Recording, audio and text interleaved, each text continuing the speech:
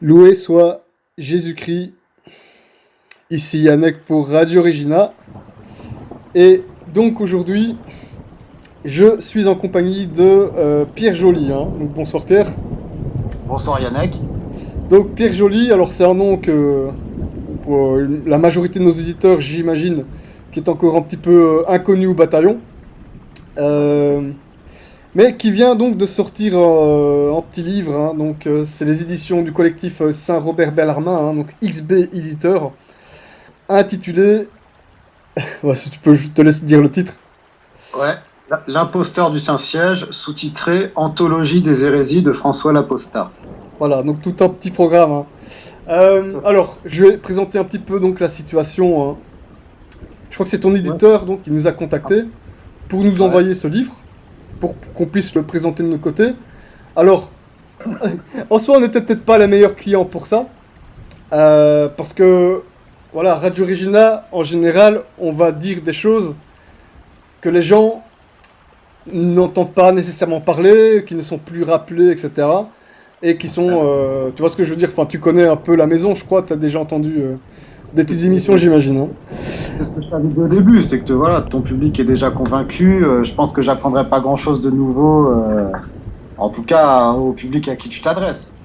Exactement. Alors ici, évidemment, deux choses. Je crois que d'ailleurs c'était l'un des buts de ton livre, c'était faire ouvrir les yeux un peu aux gens qui sont dans le Un bain public conciliaire. informé, quoi. Voilà, Un des gens qui public, quoi. se questionnent un peu sur François Zéro. Donc Ça, c'est un peu ton idée. Et aussi, nous de notre côté, ce qui nous arrange aussi, c'est faire des petites piqûres de rappel, en fait, tout simplement, sur la situation, qu'est-ce qui se passe à Rome. Parce qu'il s'est passé beaucoup de choses depuis le début du pseudo-pontificat de François Zéro. Mais énormément. on a tendance à les oublier, puisqu'on passe d'une hérésie à l'autre. On en parle pendant un moment, et puis bon voilà, c'est oublié. Pourtant, on en a vu pas mal.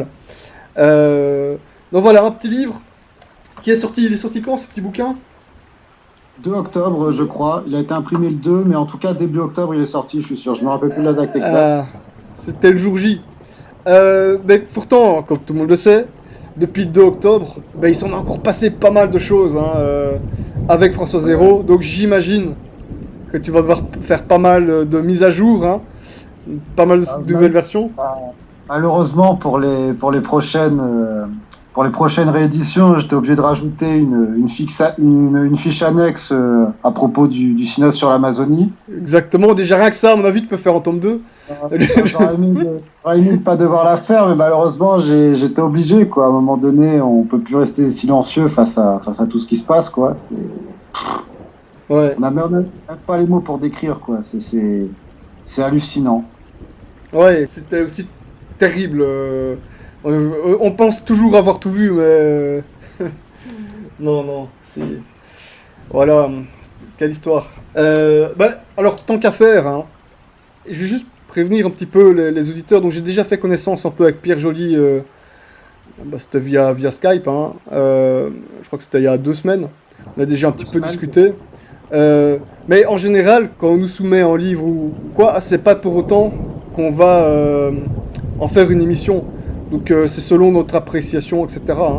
Donc voilà, j'ai regardé un petit peu tout ça. J'ai pris un petit temps avant de prendre ma décision. Et je me suis dit, bon, voilà, je pense que là, on est bon pour faire une petite émission. Mais voilà, ça dépend aussi parce que Radio Regina, comme beaucoup l'ont certainement remarqué, on a plutôt tendance à fonctionner de façon un peu restreinte. Et on a une minorité un peu à faire ça. Mais bon, ça n'empêche pas, évidemment, les qualités d'émission. Et puis voilà, donc là, c'était le moment était vraiment bienvenu pour réattaquer le sujet des hérésies sur François Zéro. Ouais. Voilà, alors de ton côté, toi, Pierre, je suppose que les auditeurs entendent peut-être que tu as une voix encore assez jeune. C'est vrai, ouais.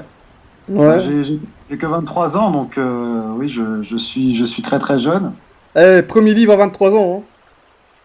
Ouais, c'est vrai que c'est assez rare. Quoique, je Non, pense qu'il y a des gens qui ont déjà écrit à mon âge. absolument, bien sûr. Mais bon, ça on m'a prévenu que ce serait peut-être un argument qu'on utilisera contre moi, même si c'est un argument qui a aucune valeur. Dire Bah, que je suis trop jeune, que j'y connais rien. Donc, bien sûr.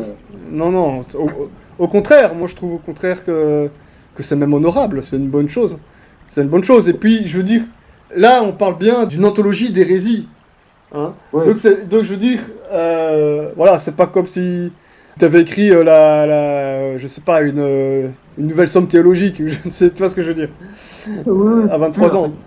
C'est un sujet qui était beaucoup plus simple à traiter. Il y avait juste à faire un commentaire de réfutation de toutes les qu'a dit François Laposta. Donc oui, c'était une exégèse de ses propos qui avait pour but d'être le plus simple possible en fait. L'idée c'était pas de faire un truc super compliqué. L'idée c'est de faire de la vulgarisation de théologie morale et dogmatique pour que tout le monde comprenne. Et à la base, tu voulais justement écrire un bouquin ? Bah à la base, c'était pas vraiment l'idée que j'avais en tête, parce qu'au début de la manière dont le manuscrit était structuré, au début je pensais plus en faire plusieurs articles. Je pensais pas que ça ferait un bouquin, parce qu'à l'époque où je commençais à étudier les hérésies de Bergoglio, à cette époque-là, en fait, j'avais pas encore rédigé d'introduction ni de conclusion de mes travaux. Donc je pensais pas en faire un bouquin. L'idée est venue après avoir discuté avec Adrien Abosi par mail, et après avoir rencontré l'écrivain Guillaume Cuchet qui avait écrit un livre qui s'intitule Comment le monde a cessé d'être chrétien, qui m'avait un peu, comment dire, pas conforté dans mes positions, mais au moins qui m'avait fait me poser des questions, parce qu'à l'époque où j'étais étudiant à l'Institut catholique de Paris, j'avais un peu des doutes au sujet de Vatican II, tout ça, je comprenais pas trop ce qui se passait. Tu étais en théologie, hein, c'est ça ? Ouais, je comprenais pas trop ce qui se passait, et petit à petit, à force d'étudier un peu tout seul dans mon coin, parce que bon, moi j'avais pas de directeur spirituel, etc. Donc j'étudiais de manière isolée. C'est après qu'au fur et à mesure, j'ai commencé à rentrer en contact avec les milieux non nunakun, on va dire, en cherchant des prêtres pour me confesser ce que j'en trouvais pas. Et donc petit à petit, l'idée de ce livre est pas venue directement. Elle est venue, on va dire, peut-être vers le mois d'avril. C'est là où vraiment j'ai senti la nécessité d'en faire un livre. Mais au début, je me voyais pas en faire un livre. Déjà, parce que j'avais pas trop confiance en moi. Je me voyais pas déjà écrire un livre à 22 ou 23 piges. Donc, c'est pas une idée qui a germé tout de suite dans ma tête, on va dire. Ça s'est fait assez rapidement. Mais au début, j'y pensais pas. J'y pensais vraiment pas. Bah écoute, donc on a déjà un petit peu discuté avant, donc moi je connais déjà un petit peu de ton parcours. Mais donc tu m'avais dit que à la base, hein, tu étais conciliaire, tu fréquentais un peu le milieu de conciliaire, et notamment c'est pour ça que tu t'es tombé en théologie, quoi. Donc toi-même tu as été, on va dire, est-ce que tu étais vraiment pro-Vatican II en tout cas ? Bah en fait, j'ai fréquenté énormément les conciliaires, parce que malheureusement, j'ai fait toute mon éducation religieuse chez eux. C'est eux qui ont pris en charge toute mon instruction. Depuis enfant ou tu plutôt, on va dire, converti ? Ah, depuis gamin. Depuis, j'ai fait ma communion chez eux. Enfin, la communion entre guillemets, hein, parce que bon... ouais, bah oui. Je croyais même pas en la présence réelle du Christ dans l'Eucharistie. Je savais même pas qu'il fallait pas communier en état de péché mortel. La communion in divis, c'est-à-dire ne pas communier avec des hérétiques, je savais pas non plus. Donc c'était pas des vraies communions, hein, c'était que des communions sacrilèges en fait. Mais bon, à l'époque je le savais pas. J'ai fait ma communion chez eux, j'ai fait ma profession de foi chez eux, le baptême aussi, mais à l'époque j'avais 6 mois donc je m'en souviens pas. J'ai même fait des retraites spirituelles avec les conciliaires. Moi, j'ai fait le catéchisme avec eux, on va dire, de 8 piges jusqu'à 15 piges à peu près. Enfin, je suis resté très longtemps chez les conciliaires, mais à l'époque, je me pose aucune question. Moi, je me souviens qu'à ce moment-là, tous les souvenirs de mes cours de catéchisme que j'ai, c'est qu'on se goinfrait de friandises. Après, pendant la pause, on jouait au foot, et de temps en temps, on allait faire des banquets alimentaires chez Liver Price. Mais ça s'arrêtait là, quoi. Il n'y avait pas d'instruction religieuse, on n'apprenait rien. T'y allais parce que t'étais obligé, en fait. Voilà. Et je me souviens même que les retraites spirituelles qu'on faisait, Parce qu'on allait parfois dans des monastères pour faire des retraites spirituelles, mais ça ressemblait plus à des colonies de vacances. Je veux dire, Ouais, je sais de quoi tu parles. les moines jouaient au foot avec nous. Enfin, c'était n'importe quoi, quoi. Et toi, comment dire, même enfant, tu te questionnais un petit peu quand même dans ta tête, pas? Pas du tout. Moi, Même pas. Je me souviens que pendant les retraites religieuses, on se comportait vraiment comme des racailles. Même à l'époque, les femmes, les profs de catéchisme n'arrivaient pas du tout à maintenir la discipline. Je me souviens que même le soir, dans les dortoirs, on avait des conversations d'une vulgarité dont aujourd'hui j'aurais honte. Non, mais c'est typique, c'est ultra typique. C'est partout comme ça. Partout comme ça. Au niveau de la discipline, c'était zéro, quoi. Des souvenirs que j'ai chez les conseillères, je me souviens qu'à chaque fois qu'on assistait à la messe, on avait des fous rires, on se foutait de la gueule du prêtre qui était un peu efféminé. Voilà, à l'époque, sincèrement, je pense que je ne croyais même pas en Dieu. Du moins, j'étais peut-être agnostique. J'ai jamais trouvé la foi chez les conseillères, ça c'est une certitude. Mais tout ce que tu expliques là maintenant, comme je dis, hein, c'est typique partout dans les groupes conciliaires, mais quel que soit le pays, un tant soit peu, pas très sérieux sur la religion, c'est exactement ça partout. La plupart des auditeurs qui nous écoutent, qui sont passés par une éducation, voilà, on va dire conciliaire, sont passés par là. Ils sont passés par là. Après, moi, j'ai discuté avec des gens qui ont connu pire que moi. Enfin, je vais pas citer son nom, mais en tout cas, j'avais rencontré un fidèle à l'IMCB, à l'Institut Mater Boni Concili. Lui, il avait carrément fait 4 ans ou 3 ans, je sais plus, de séminaire chez les conciliaires. Et il se faisait ouvertement draguer par des prêtres qui, limite, parfois lui faisaient des gestes un peu déplacés. Ouais, oh là, j'ai envie de vomir. On va s'arrêter là, on va s'arrêter là. Non, mais bon, après. À l'époque, il avait 20 piges, donc il avait loin de se défendre. En plus, il avait 20. Oh là, purée, attends. T'imagines que ça avait été un gamin. Moi, j'ai jamais connu de pédophilie, tu vois. Mais je sais qu'il y a des gens qui sont passés par là. Hein. Ouais, mais absolument. On entend toujours des histoires comme ça. C'est. Ouais. Bah, ici, c'est peine de mort. Hein. Voilà, on va pas. Il y a même pas, il y a que ça à faire, hein, il y a que ça à faire. Bon, terrible. Bah, grâce à Dieu, voilà, tu t'es. Bon, de toute façon, une fois adolescent, j'imagine que t'as lâché tout ça. Une fois que t'as eu 13, 14, 15 ans, t'as lâché tout ça, j'imagine. Ah bah oui, j'ai lâché l'affaire parce qu'en fait, moi, j'étais convaincu que le catholicisme, c'était ça. Donc ça m'a dégoûté de la religion, ce qui fait que j'ai complètement apostasié parce que. C'est sûr que si c'est ça la vision qu'on te vend du catholicisme, bah forcément t'as pas envie de te convertir. Ouais. Mais c'est ça, tous les jeunes un peu normaux qui ont ce genre de parcours, moi je l'ai eu aussi hein, évidemment. Voilà, à un moment donné, t'es adolescent, c'est bon. Dès le début de ta crise, c'est terminé. Tu sors de là. Hein. Ça c'est d'emblée, tu comprends même pas le but. Non. Y a pas moyen de tenir. Tu sais pas tenir là-dedans, c'est sûr et certain. Moi, c'est pour ça que j'ai apostasié pendant pas mal d'années. Après, ça c'est seulement à partir de... Enfin, apostasier, t'étais pas vraiment conscient que c'était la fausse religion. Donc, voilà. Ouais, mais après, je me suis quand même éloigné de la foi chrétienne. D'emblée. Même si à l'époque, j'avais pas conscience que ce qu'on m'avait vendu, c'était une vision, enfin une version dévoyée du catholicisme. À l'époque, je savais pas ce qu'était le modernisme, etc. N'empêche, je m'en suis quand même éloigné. J'aurais très bien pu faire l'effort de creuser, etc. Mais j'avais pas envie. J'avais pas envie parce que ça m'a tellement dégoûté qu'à l'époque, je voulais plus entendre parler du catholicisme, quoi. Voilà, François et compagnie, regardez vos dégâts. Hein. Regardez les dégâts. Hein. Quoique. Ouais. En même temps, ils ne songent qu'à détruire le vrai catholicisme. Hein. Toutes les fausses religions sont bienvenues. Toutes les fausses doctrines, sauf la religion catholique. C'est clair, ouais. Voilà, et il y a quelques jeunes, par la grâce de Dieu, qui s'en sortent et qui, par la grâce de Dieu, sont convertis au catholicisme, malgré tout ça. On en fait partie tous les deux.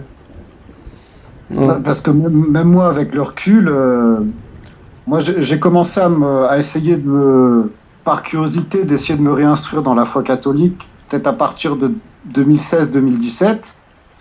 À l'époque, je sais même pas quelle curiosité me poussait à faire ça, on va dire, parce que comment dire, on va dire que l'éducation impie que j'ai reçue avait fait tellement de dégâts que je sais même pas ce qui m'a vraiment poussé à commencer à essayer de retourner vers la religion, quoi. T'as vu ça? Peut-être que c'est parce que je m'en pendant mes études pendant mes études à Orléans. Ou la grâce de Dieu, hein, la grâce de Dieu qui joue, qui participe, évidemment. Peut-être que l'ennui a fait que. Mais c'est vrai que ça peut être que la grâce de Dieu, parce que la preuve, c'est que même moi aujourd'hui, je suis incapable d'expliquer ce qui a fait que je me suis décidé à revenir au catholicisme, quoi. Je saurais même pas l'expliquer, en fait. Ouais. J'aurais pas d'explication rationnelle, parce que je saurais pas dire le pourquoi du comment. Finalement, j'ai décidé de me réintéresser à cette religion dont les modernistes m'avaient dégoûté, en fait. Moi, j'ai fini par le comprendre tardivement. Bien après ma conversion, parce que je me posais souvent la question, pourquoi je suis là, en fait. J'ai fini par comprendre des années plus tard. Mais bon, ce sera pour une autre... c'est une autre histoire. C'est pas trop long à développer, ouais. C'est trop à raconter, ce sera pour une autre fois, mais voilà. Mais bien.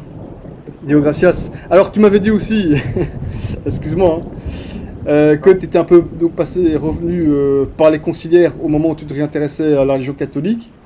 Alors, moi, j'imagine que c'était pas les conciliaires les plus progressistes, évidemment. Et ouais. Tu m'as dit aussi que tu étais tombé, comme beaucoup, hein, donc, sur les finéistes. Ouais. Alors ça a été une courte période qui a duré entre, alors si mes souvenirs sont bons, c'était entre 2017 et 2018, où en fait, oui, comme j'avais été dégoûté du catholicisme par les modernistes, les vidéos de la chaîne YouTube Vatican catholique qui avait été produite par le entre guillemets monastère de la Très Sainte Famille, à l'époque m'avait carrément séduit par leur espèce de ton de ton un peu froid. Mais moi j'aime beaucoup. Moi je veux dire non mais dans la forme, j'étais trop séduit. On va dire qu'ils font du bon travail. On va dire qu'à ce niveau-là, bon travail dans le sens technique. Techniquement, ils font du très très bon travail. Et c'est vrai que ça séduit à mort, hein. Ça séduit à fond, hein. Ça je comprends. Même la voix un peu dure, tu sais, le ton... C'est ça qu'on aime, hein. L'absence de sentiments dans leur voix et tout... C'est ça qu'on aime, hein. Le côté austère. Ouais, voilà, c'est ça.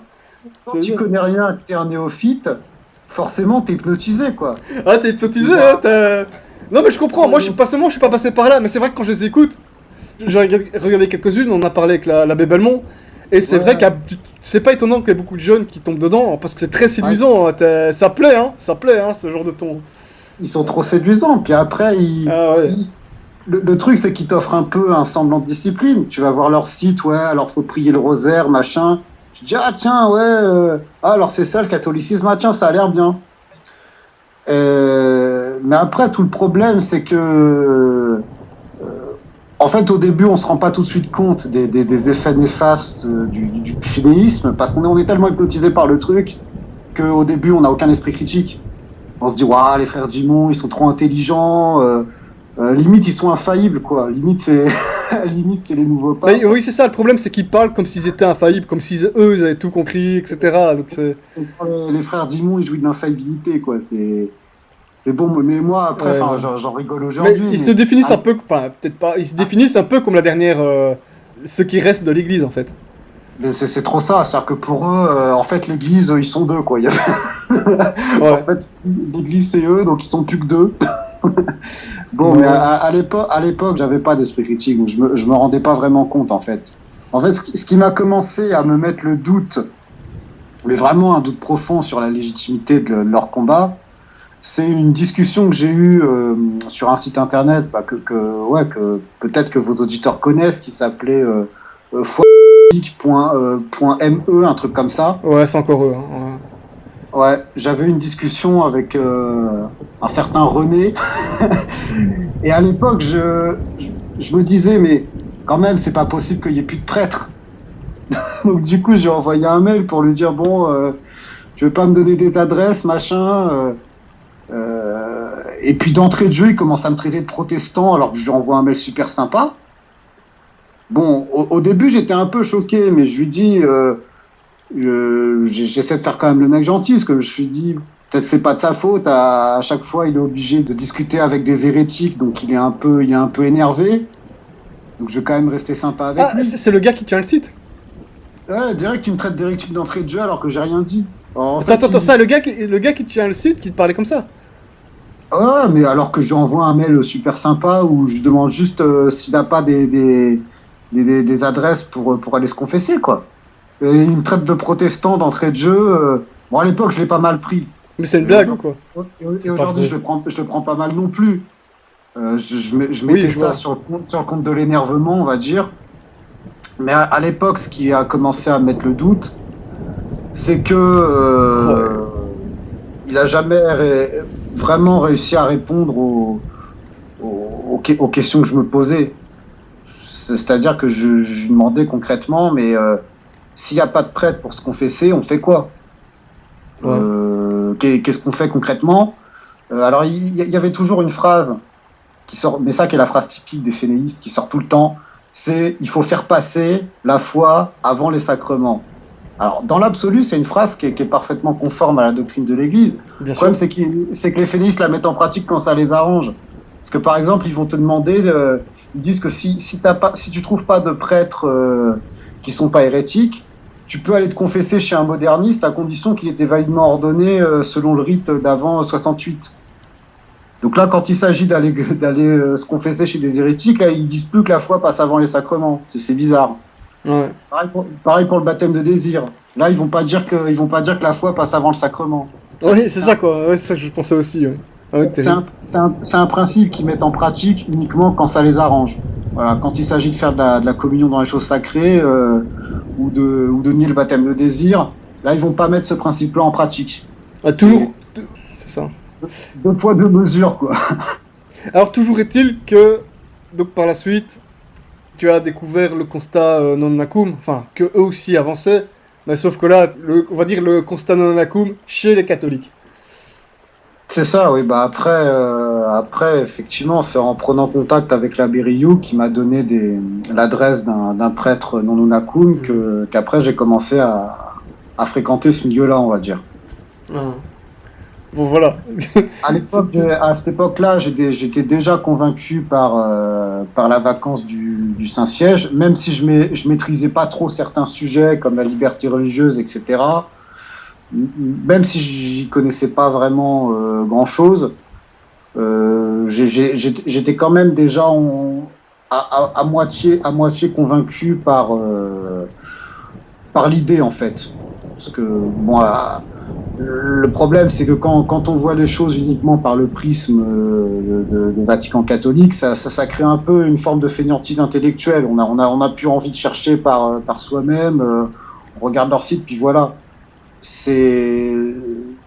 Donc du coup, c'est après m'être séparé d'eux que j'ai commencé un peu on va dire à étudier vraiment tout seul dans mon coin, quoi.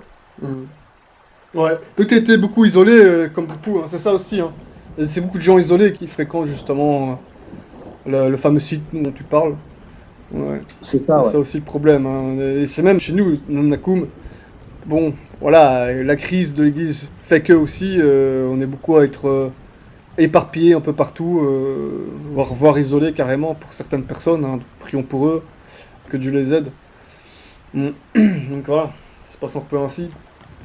Bon, écoute, on va peut-être un peu attaquer, voilà, faire quelques petits rappels avec François. Alors moi, je vais peut-être introduire donc l'affaire par une petite phrase qui m'avait beaucoup choqué à l'époque. Hein. De François Laurier fait pas mal d'hérésies. D'ailleurs, ton livre, bon, il y a pas mal de pages, on va dire. Il y en a que 200 à peu près, c'est pas énorme. Hein. Oui, 200 alors. 200, c'est pas, je préviens, hein, je suis en train d'ouvrir. Hein. C'est pas des gros caractères. Hein. Donc 200, c'est... 192 pour être précis. Ouais. Ouais, non, c'est pas écrit en grosses lettres. Hein. Donc voilà, il y a de la lecture. Il y a pas mal d'hérésies. Ouais. Alors, moi, il y en avait une. Hein. Alors, je sais pas si tu l'as remis dans ton livre, celle-là. Je vais te la dire tout de suite. Alors, justement, parce que cette hérésie-là, je la trouve très intéressante. Ouais. de chez François. Écoute, alors, il a dit, je l'avais bien noté, donc c'était tout être humain possède sa propre vision du bien, mais aussi du mal.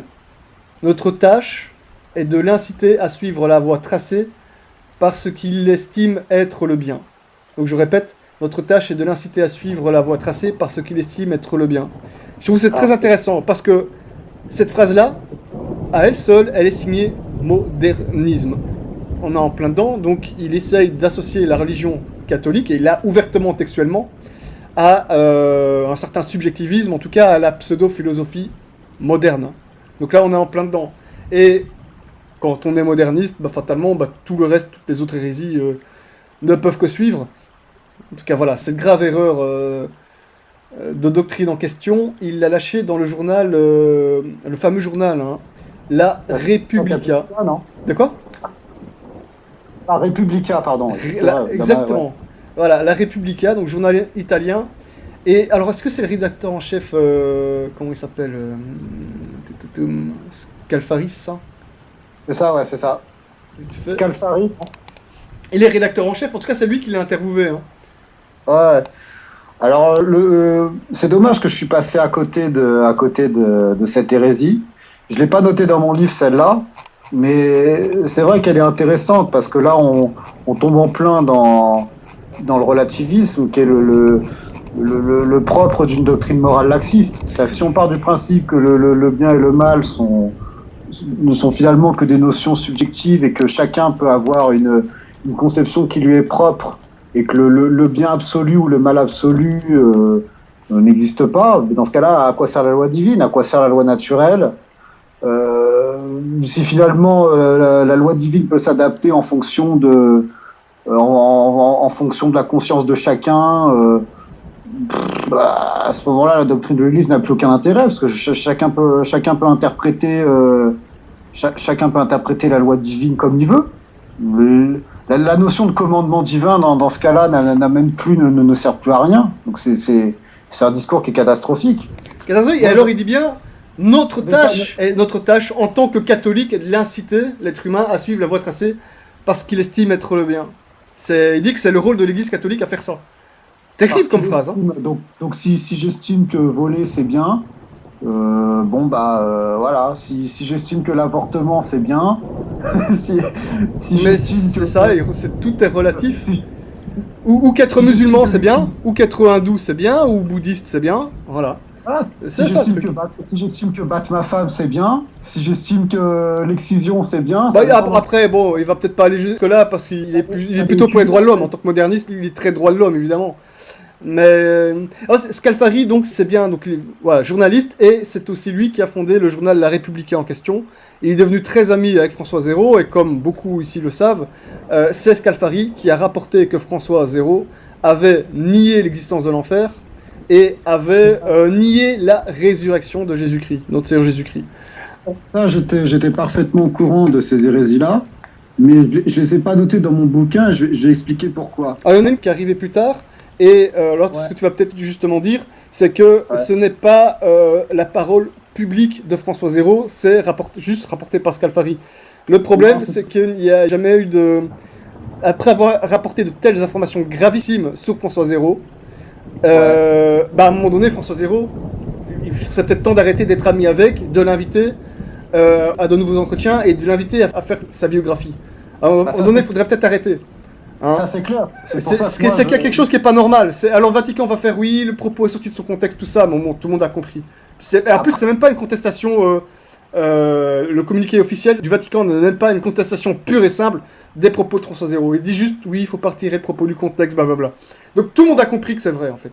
Tout le monde, à part les gens qui... Après moi, si j'ai pas voulu me servir de ces documents-là, parce qu'en fait, ces textes, je les avais déjà découverts à l'époque où j'étais étudiant à l'Institut catholique de Paris, notamment le texte sur la négation de l'enfer. Ben oui, parce que la négation de la résurrection de Seigneur Jésus-Christ, c'était avant Pachamama. C'était avant le synode. Tu as vu ça? Maintenant, en place de dire synode, on dit Pachamama. Donc bref. Donc c'était juste avant, et on l'a complètement... D'ailleurs, là, maintenant, on l'a complètement oublié, parce que tu as eu le synode. Arrivé, en fait, je savais très bien que si je mettais ce truc-là dans mon livre, on allait me sortir le truc. Ouais, mais ça a été démenti par le Vatican. Mais Ouais. à quoi ça sert de débattre dans ce cas-là? Enfin, c'est pour ça que je me suis dit, Ouais, t'as bien bon, fait, t'es consciencieux, ouais. je vais leur faire cette concession, je vais pas utiliser ce truc-là, parce qu'après, on pourra toujours sortir l'excuse de ça a été démenti par le Vatican, Scalfari a inventé des propos à François. On peut toujours sortir une hypothèse, une théorie du complot pour dire que François n'a pas dit ça. Moi, Donc, moi, t'as bien fait, je pense. j'ai essayé de ne pas donner, on va dire, la possibilité aux modernistes De démonter. de pouvoir contester le truc en inventant une théorie que de toute façon on pourra pas contredire parce qu'on n'a aucun élément pour savoir s'il a vraiment dit ou pas. Bah écoute, Moi, c'est ça, de toute façon, ton livre, il a déjà 200 pages en petits caractères.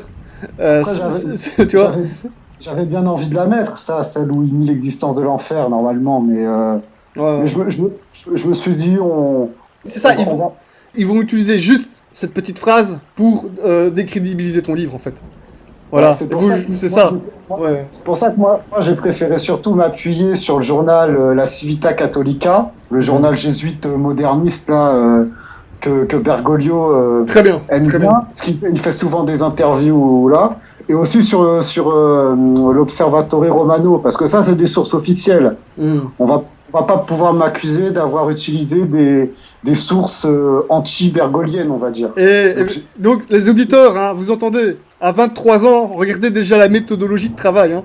C'est ça qu'il faut. Hein. Non, mais c'est vrai, mais c'est très bien. C'est très bien. Très bon plan.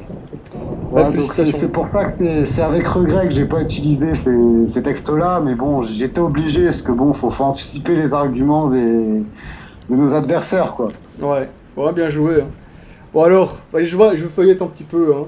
Donc on a deux tours. Hein. Donc on a sur l'islam, l'agnosticisme. Voilà, sur l'islam, je suis fait plaisir. Là. Ah, sur l'islam, il y a beaucoup de pages, hein, d'ailleurs. L'éducation des enfants, l'ascétisme.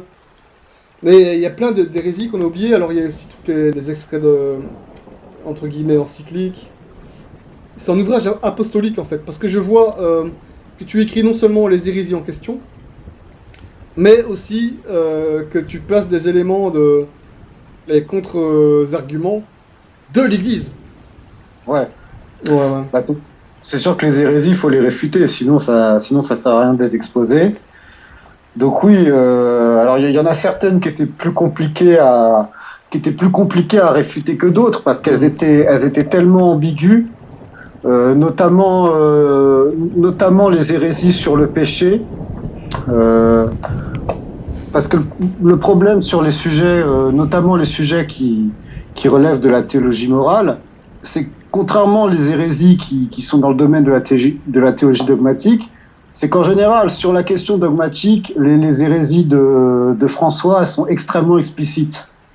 Elles sont faciles à débusquer, on va dire. Le mec, parfois, il contredit mot pour mot le Concile de Vatican I, notamment à propos de l'agnosticisme. Ouais, quand c'est pas le syllabus, quand c'est... Elles sont très très faciles à repérer. Mais le problème, c'est que sur les sujets qui relèvent de la théologie morale, c'est toujours dans l'ambiguïté. Franchement, ça donne mal à la tête, quoi. C'est quasiment, ça rend fou. franchement, ça rend fou. Oui, parce que comment dire. Alors, j'essaie de retrouver la page. Ouais, si tu peux donner des petits exemples aux auditeurs. Ouais. Alors attends, faut que je retrouve la page, ça va prendre quelques secondes. Bah écoute, pendant que tu cherches la page, je fais déjà un peu ta pub. Hein. Donc Ouais, les auditeurs, hein, donc Noël arrive, n'oubliez pas, faites des petits cadeaux sous le sapin. Hein. Donc si vous avez dans votre famille des gens un petit peu conciliaires, un petit peu ecclésiadéi, tout ce que vous voulez, hein, ou autre, bah pas de souci. Hein. Donc vous pouvez commander le livre de Pierre Joly, L'imposteur du Saint-Siège, Anthologie des hérésies de François l'Apostat. Ça fera plaisir à tout le monde. Enfin, peut-être pas tout le monde, mais bon, peu importe. Voilà, vous pouvez le commander directement sur le site CSRB Diffusion. Donc, on va mettre un petit lien. N'hésitez pas, faites-vous plaisir. C'est pour la bonne cause. Voilà, je vais dire le prix. Hein. Le prix, c'est combien C'est 16 €. Voilà, 16 €. Voilà. 16 € pour la vérité, hein, donc les auditeurs. Hein. J'ai retrouvé le passage en question, du coup. Alors, ça, c'est un passage qui est un peu en lien avec celui que tu m'as cité avant à propos à propos de la morale qui est subjective ou je sais pas quoi, enfin sur l'hérésie de François que tu m'avais cité juste avant. Ouais. Bon là c'est toujours un peu en lien. Donc là c'est une hérésie au sujet du péché. Alors voici ce qu'il dit. Il dit l'imputabilité et la responsabilité d'une action peuvent être diminuées voire supprimées par l'ignorance, l'inadvertance, la violence, la crainte, les habitudes, les affections immodérées et d'autres facteurs psychiques ou sociaux. Ah ouais. On trouve ça dans l'exhortation apostolique à Maurice Laetitia, qu'il a publié le 19 mars de 2016. Donc là, dans ce qu'il dit, on est typique dans une doctrine morale laxiste. Parce qu'en fait, il va toujours chercher des circonstances qui vont supprimer la culpabilité du péché. La culpabilité, elle peut diminuer, mais dans tous les cas, elle n'est jamais supprimée. Tu trouves ça, par exemple, dans le catéchisme de Saint Pie X, qui explique justement que ce qui détermine le péché véniel, c'est la désobéissance soit en matière légère, soit c'est quand tu commets un péché grave, mais par inadvertance. Donc tu vois, la culpabilité, elle reste, mais elle diminue. C'est-à-dire que c'est moins grave. Quand tu agis par ignorance, c'est moins grave, mais ça reste un péché quand même. Ouais, voilà, t'es dans le véniel, ouais. Justement, Bergoglio joue là-dessus. Il joue là-dessus pour prêcher une doctrine morale laxiste, qui fait que finalement, même la notion de péché véniel ou péché mortel n'a plus aucun sens, que la culpabilité n'est même pas diminuée, elle est totalement supprimée. La culpabilité n'existe plus chez Bergoglio. Bon, après, faut lire le chapitre en question, si les gens veulent savoir, c'est page 115. Ça, c'est un exemple parmi tant d'autres. Mais de toute façon, sans même recourir au procès d'intention, en général, on sait que plus François s'exprime de manière hyper ambiguë, plus on sait que ça cache une hérésie derrière. Je pense que l'exemple le plus éloquent, c'est notamment dans toutes les hérésies qu'il a dit au sujet du mariage. Parce qu'en général, je sais que quand je trouve qu'un texte est trop flou, je me dis que ça sent pas bon, quoi. Benoît XVI, dans ce domaine-là, était plus fort que Bergoglio. Mais je pense que Bergoglio, il est quand même dans la compétition, il arrive au moins deuxième derrière Benoît XVI. Parce que là j'ai tout de suite une citation sous les yeux. C'est vrai que les ambiguïtés, on les travaille un petit peu moins, on s'y intéresse un peu moins. Hein. Ouais. En fait, quand tu lis la phrase, elle est tellement construite dans un verbiage alambiqué. Ouais, bon, moderniste. Vite, ça en devient incompréhensible. Alors là, j'ai juste sous les yeux une citation, c'est toujours dans un Maurice Laetitia. Alors voilà ce qu'il dit. Nous pouvons ajouter que la conscience des personnes doit être mieux prise en compte par la praxis de l'Église dans certaines situations qui ne réalisent pas objectivement notre conception du mariage. Ouais. Cette conscience peut reconnaître non seulement qu'une situation ne répond pas objectivement aux exigences générales de l'Évangile, de même, elle, donc là la conscience, peut reconnaître sincèrement et honnêtement que c'est pour le moment la réponse généreuse qu'on peut donner à Dieu et découvrir avec une certaine assurance morale que cette réponse est le don de soi que Dieu lui-même demande au milieu de la complexité concrète des limitations, même si elle n'atteint pas encore pleinement l'idéal objectif. De toute manière, souvenons-nous que ce discernement est dynamique et doit demeurer toujours ouvert à de nouvelles étapes de croissance et de nouvelles décisions qui permettent de réaliser l'idéal plus pleinement. Alors, déjà... J'espère qu'on n'a pas perdu beaucoup trop d'auditeurs. Hein. Non, mais déjà, tu lis ça, tu fais un AVC direct. C'est pas possible. C'est ça, quoi. Ça veut rien dire. Moi, je te jure, j'ai fait lire ça à ma grand-mère. Elle m'a dit, mais qu'est-ce que ça veut dire, ça? Je comprends pas ce qu'il raconte. Tu m'étonnes. Il parle en quelle langue? Il parle en moderniste. Il parle en moderniste, exactement. Et pour rappel à nos auditeurs, et comme c'est Noël, autant faire un autre petit cadeau. On va remettre le lien, hein, donc, de notre générateur de verbiage moderniste de François Zéro. Donc construisez vos propres phrases modernistes. Vous avez juste appuyé sur un bouton autant que vous voulez pour construire des nouvelles phrases modernistes de François Zéro. Donc on va remettre ça en ligne. Je sais pas si tu as connu ça. Tu vois de quoi on parle? Ouais, mais cette application, elle est pratique pour ceux qui n'ont pas pris moderniste en LV2 au collège. C'est générateur Bergoglio, ça s'appelle. Ça, vous pourrez parler en moderniste.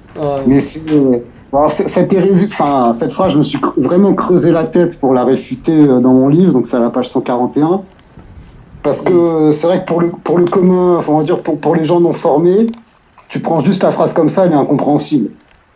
Elle est incompréhensible. Donc, Et toi, tu as essayé de la comprendre ou pas? ah ouais, mais moi je me suis vraiment creusé Tu la t'es tête vraiment penché sur le truc, ouais, voilà, ok. pour essayer de la comprendre.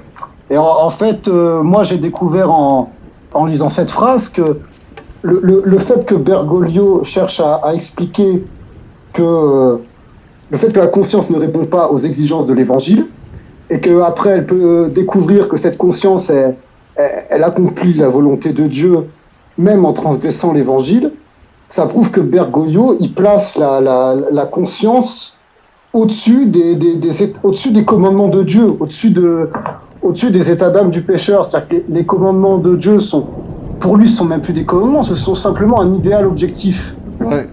Le problème d'un idéal, c'est qu'il ne peut pas être atteint. Et ça rejoint d'ailleurs ce que disait le pape Saint Pie X dans son encyclique c'était dans Pascendi, où en fait il reprochait aux modernistes de placer la conscience au-dessus de la révélation. Je trouve la phrase exacte. Alors voilà ce que disait le pape Saint Pie X. De là l'équivalence entre la conscience et la révélation. De là enfin la loi qui érige la conscience religieuse en règle universelle, entièrement de pair avec la révélation, et à laquelle tout doit s'assujettir jusqu'à l'autorité suprême dans sa triple manifestation doctrinale, culturelle et disciplinaire. Mais là, c'est exactement ce que fait Bergoglio. Il place la conscience au-dessus des commandements de Dieu. C'est-à-dire que pour lui, il place tellement la conscience au-dessus des commandements de Dieu que ça ne devient même plus des commandements, mais seulement un idéal. Il n'y a plus d'aspect prescriptif, en fait. C'est...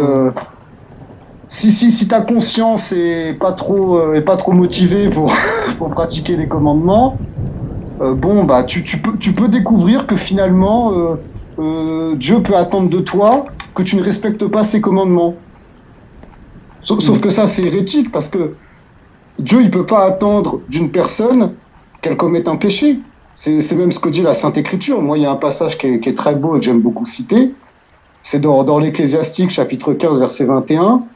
Où il est écrit « À personne il n'a commandé d'agir d'une manière injuste, et à personne il n'a donné la permission de pécher, car il ne désire pas une multitude de fils infidèles et inutiles. » Ça résume exactement ce qu'est la volonté de Dieu, en fait. Dieu, il n'attend pas que tu pêches.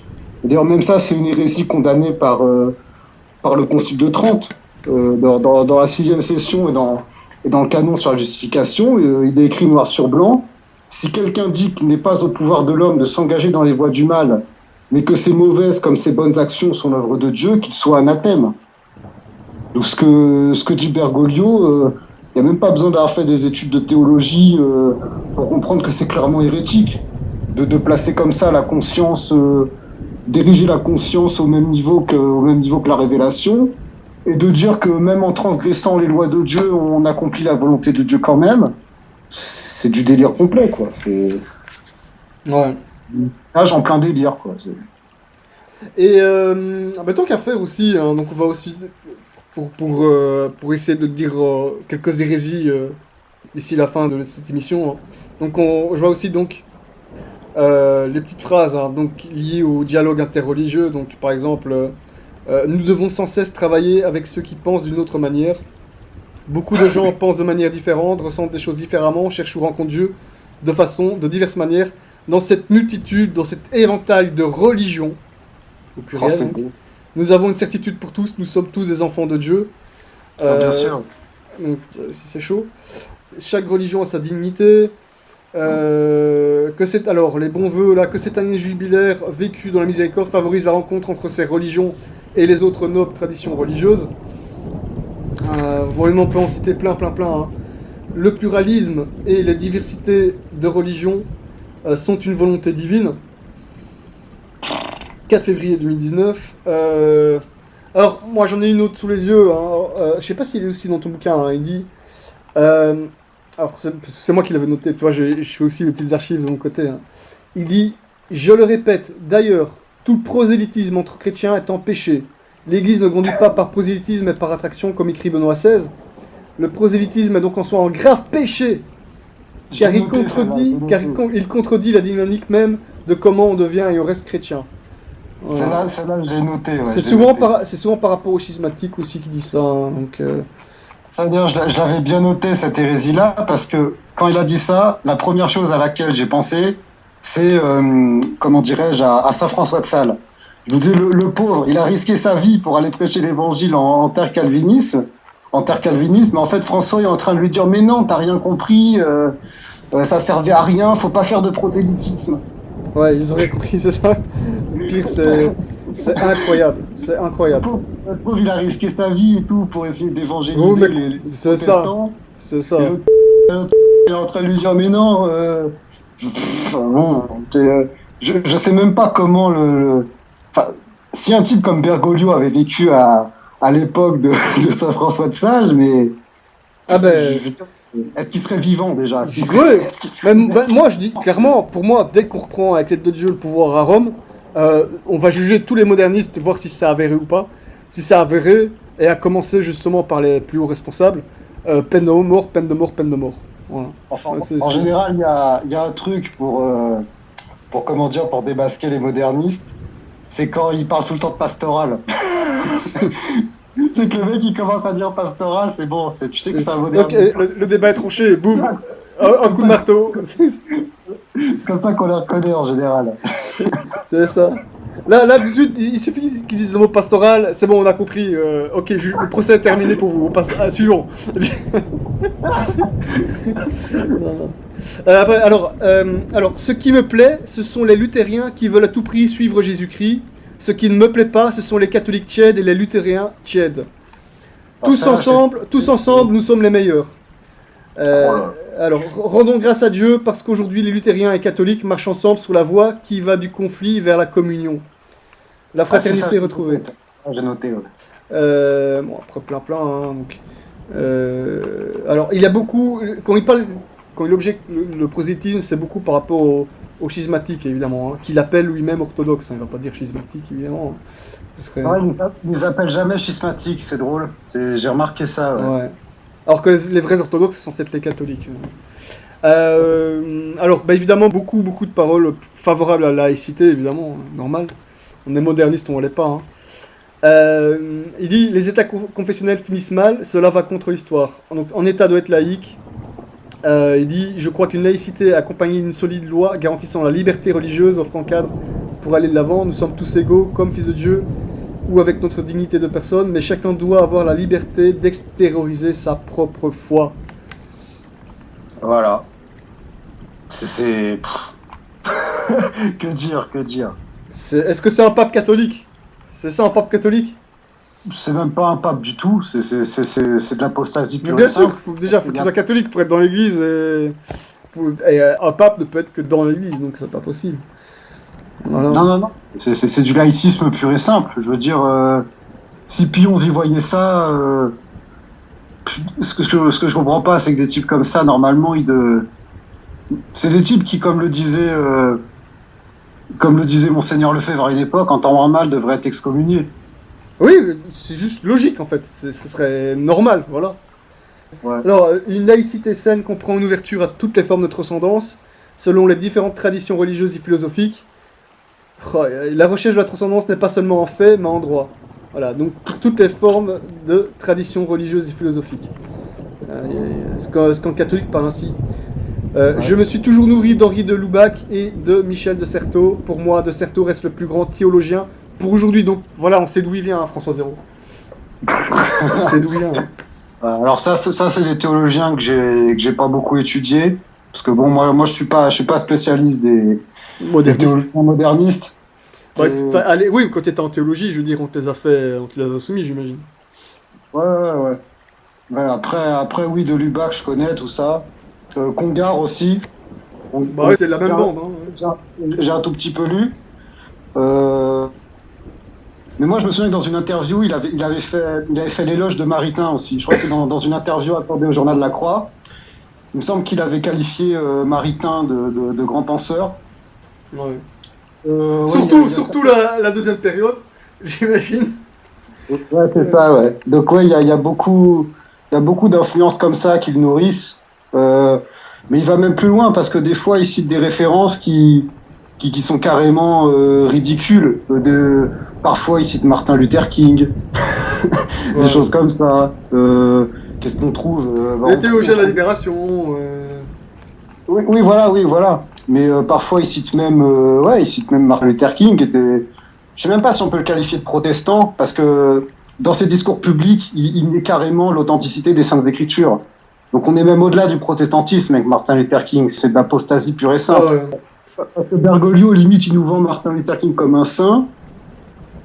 Déjà, il croyait même pas en l'authenticité de la Bible.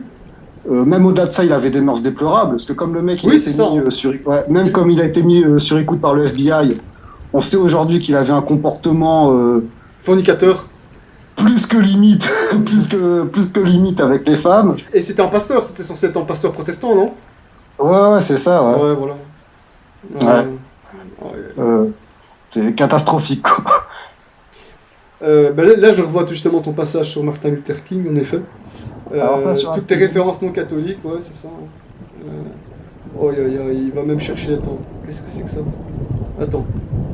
Alors, l'univers se déploie en Dieu, qui le remplit tout entier. Il y a donc une mystique dans une feuille, dans un chemin, dans la rosée, dans le visage du pauvre. Un maître spirituel, Ali al-Kawak. Alors, à mon avis, ça doit être un soufiste, hein, ça. Ça doit être un soufiste. Hein. C'est ça. À partir de sa propre expérience, souligner aussi la nécessité de ne pas trop séparer les créatures du monde de l'expérience intérieure de Dieu. Ah ouais. Là, la phrase, il y a une mystique dans une feuille, elle est géniale. Il prend quoi comme drogue? Ça sent le soufisme, hein, ça sent toutes ces idées, tous ces trucs-là. Hein. Tu vois de la mystique dans une feuille, toi, mais on se demande quelle drogue il prend, quoi. C'est pas possible de sortir des pareils. Même moi, quand j'ai lu ça, franchement, ça m'a fait rire. La mystique dans une feuille, j'ai pas compris ce qu'il voulait dire. Après, moi tu peux observer et apprécier la création à partir de plein de choses dans la nature, tu vois ce que je veux dire? Ouais. Ça, dans ce sens-là, tu vois, après, tu vois, avoir une certaine appréciation de la création, et puis pour méditer, tu regardes, t'es dans un jardin, souvent les bons rosaires que tu fais aussi, ça peut être dans la nature et tout ça, tu vois, et pour méditer, tout ça, l'environnement, c'est bien aussi. C'est vrai, mais évidemment, bon, là, ici, t'es un maître soufiste, bon, donc c'est complètement ce délire-là. Mais je pense qu'il y a un passage aussi qui va t'intéresser dans ce chapitre-là. C'est, alors je sais pas si tu l'as sous les yeux, c'est celui avec la référence sur le psychanalyste juif Erich Fromm. Non. Ah ouais, si. Ouais. Alors ça, je préfère pas la lire. En public. Ouais. Bon, là, tu vas être choqué, là. Attends, j'ai savais. Attends, Eric Fromm. Ah oui, c'est ça dans Amoris Laetitia, c'est ça? Je crois que c'est ça, ouais. Ouais. Alors, bon. Elle est accompagnée par la note. Ah oui, donc il met une note en bas de page d'Eric Fromm.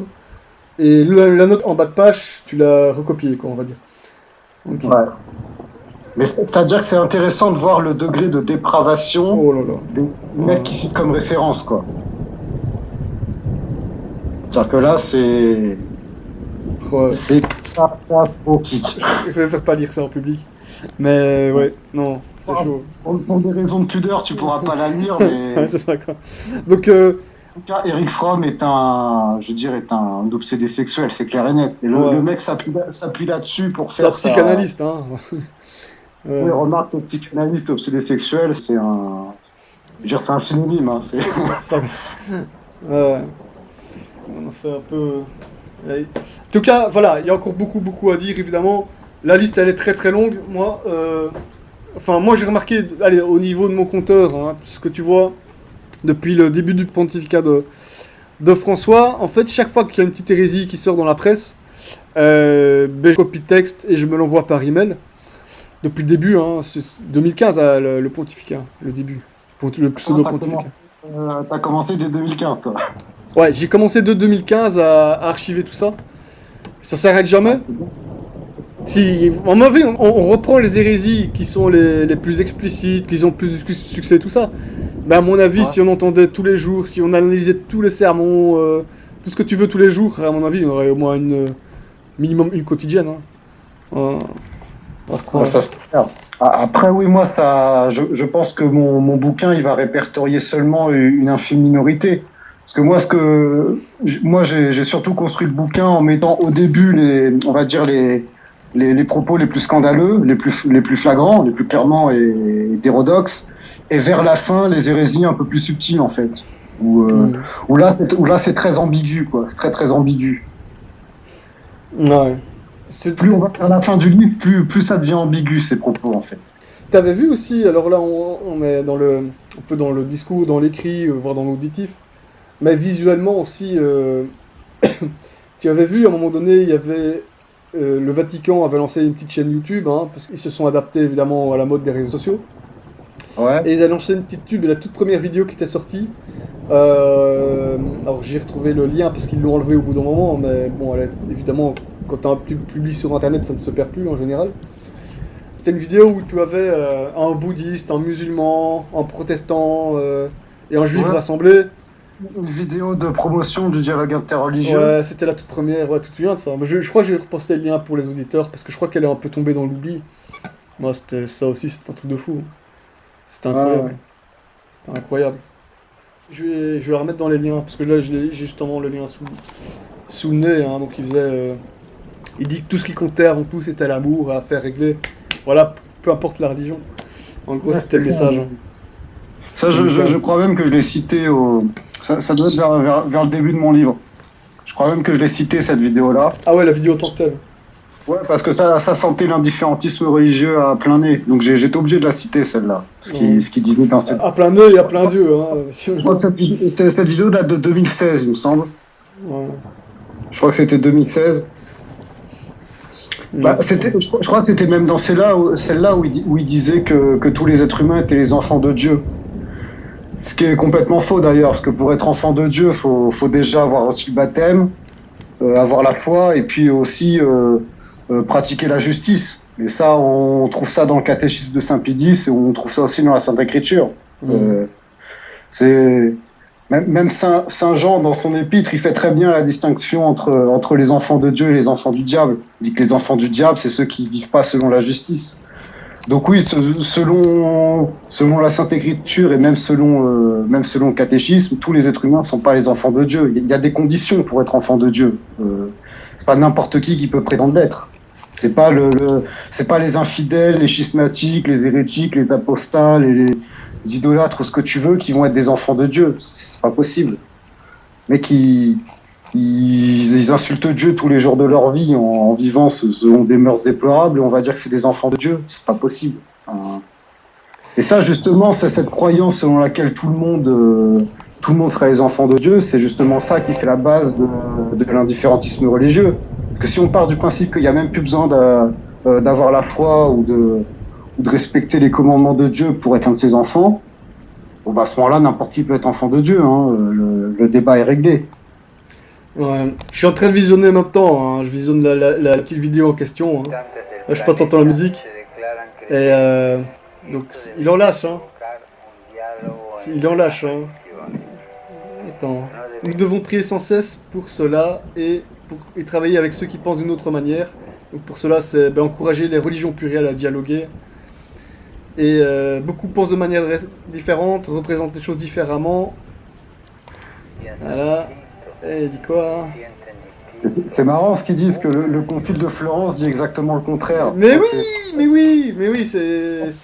Voilà. Dans sa Bible, Cantate Domino, qui dit ceux qui pensent des choses contraires, l'Église les condamne, les réprouve, les anathémise. Alors, je me souviens plus de la formule exacte, mais c'est un peu ce genre-là, tu vois. Alors tu le vois, c'est horrible, je vais oublier cette image-là. Tu le vois, il y a une délégation de bouddhistes qui arrive, c'est des moines bouddhistes, et c'est une image d'archive en noir et blanc, comme ça pendant la vidéo, c'est dans le montage. Hein. Et il dit donc en sous-titre, donc des gens qui cherchent ou rencontrent Dieu de diverses manières, et l'un des représentants de la délégation bouddhiste remet à François Zéro une petite statuette de Bouddha. Oh là là là là. Mais ça me fait un peu penser à ce qui s'était passé à Assise, là, avec la statue de Bouddha qu'ils avaient mis sur l'autel, là. Purée, mec, oh là là, pourquoi... Toujours dans le même délire, quoi. Parce qu'en fait, en soi, qu'est-ce que François fait de différent de Jean-Paul II? Quelle est la différence entre le synode sur l'Amazonie et Assise? Il n'y en a pas. Justement, c'est ça, parce que là, c'est aussi amnésie totale. C'est aussi amnésie totale ici, parce que, enfin, on le dit, on le répète souvent, mais à l'époque de Jean-Paul II, on savait, gens un minimum de conscience sur le sujet, savait que c'était un pseudo-pape progressiste, tout ce qu'on veut. Jean-Paul II. Ouais. Maintenant, à l'heure actuelle, les gens tant soit peu conservateurs et tout ça, sont fans de Jean-Paul II, comme ils sont fans de Benoît XVI, mais amnésie totale. Amnésie totale. Oh, Jean-Paul II, c'est lui qui a fait tomber le mur de Berlin. Enfin, voilà. On prend Jean-Paul II pour un chef de file de vraiment pur catholique, bien conservateur, la totale. Alors que, je sais pas, pourtant, il y a...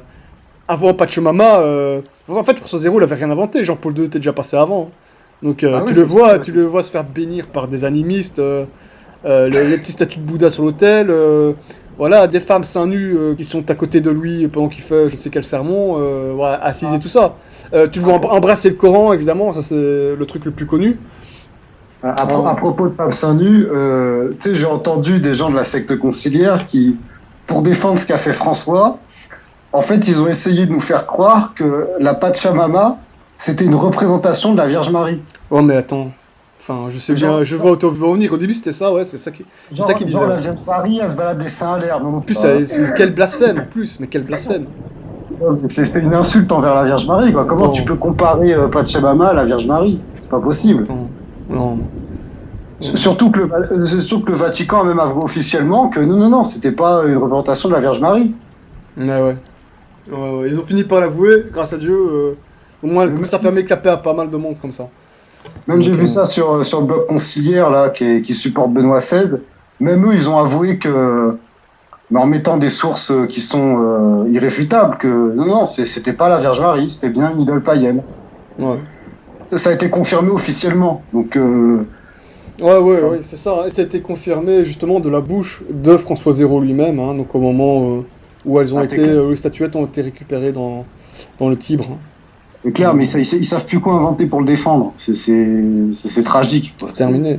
Ce qui est fou aussi, c'est que beaucoup de monde le traite d'hérétique. Donc, je veux dire, nous évidemment, mais aussi tout ce qui est beaucoup de gens dans la fraternité, et y compris chez les conciliaires conservateurs, donc des gens pro-Vatican II conservateurs, attaquent François Zéro aussi. C'est quel délire, mais quel délire. C'est ça qui m'étonne un peu. Qui m'étonne un peu au sein de la secte conciliaire, c'est qu'aujourd'hui, il y a même des gens au sein de cette hiérarchie qui accusent ouvertement Bergoglio d'être un hérétique. On l'a vu avec Raymond Burke, là, le cardinal. Lui, il va même très loin, parce que le document préparatoire du synode sur l'Amazonie, il l'avait carrément qualifié d'apostasie, lui. Et c'est ça qui m'étonne chez les gens comme ça. C'est qu'il faut savoir que le cardinal Burke, il y a encore 2 ans, il traitait la fraternité sacerdotale Saint-Pédis de schismatique. Mais aujourd'hui, 2 ans plus tard, il tient quasiment le même discours que Monseigneur Lefebvre. Peter Schneider aussi. Puis voilà, c'est... Le discours que tenait Monseigneur Lefebvre sur Assise, lui, il le tient sur le synode sur l'Amazonie. Ouais. C'est dire à quel point les choses évoluent au sein de la secte conciliaire. C'est-à-dire que... Bon, alors après, je veux pas non plus rentrer dans des faux espoirs, mais bon, si déjà ils commencent à se radicaliser un peu... Ouais, je sais te dire. Bon, après, faut toujours prier pour eux, on peut toujours espérer. Le seul truc, voilà, c'est ça. Le seul truc qu'il faut surtout pas, c'est que les âmes catholiques qui par la grâce de Dieu, sont bien lucides sur la situation, notamment les gens de chez nous, etc., ou des gens qui cherchent encore un peu la vérité et tout ça, ne soient pas influencés par ces, entre guillemets, cardinaux. Parce que c'est très bien si ces cardinaux viennent vers la vérité, mais attention évidemment que l'inverse ne se passe pas non plus. C'est juste ça que je crains en fait. Mais parce que, voilà, nous tout ce qu'il faut, c'est que les catholiques, tout ça, nous restent combatifs. Et bon, voilà, c'est le principal truc, c'est la principale chose. Après, évidemment, parce qu'on dit la seule solution, évidemment, c'est par la grâce de Dieu que les choses vont s'obtenir. On pourrait peut-être même un moment parler de miracle, si avec l'aide de Dieu, quand on sortira de tout ça. À moins que ce soit la fin des temps, évidemment, c'est encore un autre débat. Mais un miracle ne s'accorde qu'avec la foi. Un miracle ne s'accorde qu'avec la foi. Et le problème, c'est que la foi, pour l'instant, l'Église, les catholiques, elle est très très faible. Elle est très très faible. Parce que même si Dieu accorde un miracle, qu'est-ce qu'on va en faire? C'est ça le problème. à l'heure actuelle, on n'a pas grand-chose pour eux. C'est clair, c'est clair. Mais justement, tout le problème des quelques rares personnes de bonne volonté qui sont au sein de la secte conciliaire, c'est qu'ils comprennent les choses avec 20 ans de retard, quoi. On le voit avec le cardinal Burke. C'était avant qu'il aurait fallu réagir.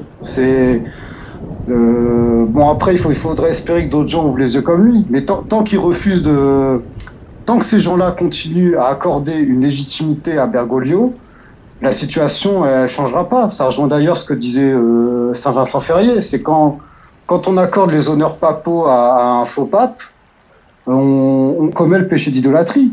Parce que Saint Vincent Ferrier, il savait de quoi il parlait, parce que lui, il avait vécu à l'époque du grand schisme d'Occident, et à l'époque, il avait même accordé confiance au mauvais pape, parce qu'il n'était pas encore trop renseigné sur ce qui se passait. Et il disait que pour lui, un antipape, il comparait ça à une idole. Mais c'est exactement ça, parce que même quand t'écoutes les gens qui sont très critiques avec Bergoglio, ils osent pas aller jusqu'au bout de la logique, ils le reconnaissent toujours comme un pape, malgré le fait qu'il soit hérétique. C'est-à-dire que, malgré le fait qu'ils savent très bien que ce type-là est un ennemi de l'Église, qu'il est en train de détruire l'Église de l'intérieur, ils vont toujours lui accorder une légitimité, un pouvoir de juridiction. Ils vont jamais aller jusqu'au bout de la logique. Bah, comme je dis toujours dans d'autres émissions, comme je dis souvent, hein, ça à mon avis, je parle pour les gens honnêtes, hein. À mon avis, c'est psychologique. C'est pas doctrinal du tout, évidemment. C'est psychologique. C'est juste ça. C'est plus que psychologique, c'est de l'idolâtrie. C'est-à-dire que ces gens-là, ils sont complètement aveuglés. Non, je parle des gens en tant soit peu sincères, qui cherchent vraiment, qui reconnaissent qu'il y a un grave problème avec ce personnage. Mais le fait qu'ils le considèrent toujours comme pape, parce que s'ils le considèrent comme hérétique, ça veut dire qu'il est hors de l'Église. Et un pape, il doit être dans l'Église, pour être pape, c'est par définition, c'est logique. Mais je pense que c'est le petit bonhomme en blanc, ton cerveau te dit bonhomme en blanc égale pape. Bonhomme en blanc à Rome égale pape, c'est tout. C'est ton cerveau. Et c'est très dur, et même quand tu deviens, alors peut-être que c'était le cas pour toi, je ne sais pas, mais pour moi et d'autres, quand on passe, qu'on est devenu non-nacum, on fait le constat, comme on dit, c'est des vacantistes. Ouais. Ça arrive encore de temps en temps de faire des... je vais pas dire des lapsus, mais tu fais blablabla, le pape a dit que... Et sans faire exprès, tu vois. Alors que pourtant, tu sais qu'il n'est pas pape. Mais c'est parce que ton cerveau te fait dire le mot pape. Tu vois ce que je veux dire? Ouais, je vois ce que tu veux Donc dire. Donc c'est très dur d'en sortir, en fait. Ça m'est arrivé au tout début, on va dire. Ouais, c'est surtout au tout début, ouais. Mais c'est normal. C'est pour ça que je dis... C'est ça que je dis, c'est psychologique. Ton cerveau doit faire l'effort de dire que cet homme-là n'est pas pape. Bah en fait, tu sais pourquoi ça m'est arrivé, ça? Bah c'est parce qu'en fait, les gens autour de toi, quand tu leur dis Bergoglio, ils comprennent pas ce que tu dis, c'est parce qu'ils savent pas qui c'est Bergoglio. Donc du coup, tu galères un peu. Alors tu dis, bah vous savez, bon, tu vois, donc pour te faire comprendre, parfois t'es obligé. Ah, dans ce sens-là, oui, mais à ce moment-là, je veux dire, ça tu le fais exprès. Ça, à ce moment-là, tu le fais exprès. C'est un peu plus volontaire. C'est dans ce genre de circonstances que ça m'est arrivé. Non. Donc maintenant, pour me faire comprendre, je dis le prétendu pape François, ou le pseudo-pape François, ou l'autoproclamé pape François. Oui, évidemment. Mais sinon, moi, je le dis souvent, c'est François Zéro. Parce que tout le monde dit le pape François. Parce que, par exemple, pour Ratzinger, tu peux dire Benoît XVI, ou à la limite, tu vois. Mais moi, je dis parce que si tu dis François, ça peut être quelqu'un d'autre, évidemment. C'est parce qu'il n'y a pas de chiffre à côté. C'est pour ça que je dis François Zéro. Voilà. François Zéro, c'est pas mal. Moi, je dis François Laposta, c'est en hommage à Julien Laposta, parce que je trouve ça lui va bien. Pas mal, c'est pas mal. Ben ouais, exactement. Bah, très bien. Enfin, très mal, mais... Allez. Bah, écoute, voilà, ce fut un plaisir. Peut-être qu'on te reverra, si Dieu le permet, pour d'autres émissions, peut-être pour d'autres livres ou autres, hein, je ne sais pas dans quelles circonstances... Peut-être, ouais. On pourra refaire une émission. Des trucs dans mon coin, donc. Oui, voilà. J'imagine quand la machine est lancée, on peut plus l'arrêter. Hein. C'est parti, hein. C'est parti. Donc, voilà. En tout cas, bonne continuation. Union de prière. Merci. Donc, les auditeurs, hein, n'oubliez pas, petit cadeau de Noël. Faites-vous plaisir. L'imposteur du Saint-Siège. Sous-titre Anthologie des hérésies de François Laposta. Auteur Pierre Joly, on va mettre le lien en dessous, hein, donc il est vendu sur le site de la csrb.fr. On va mettre l'adresse en dessous des supports sur lesquels on postera l'émission, quoi. Voilà.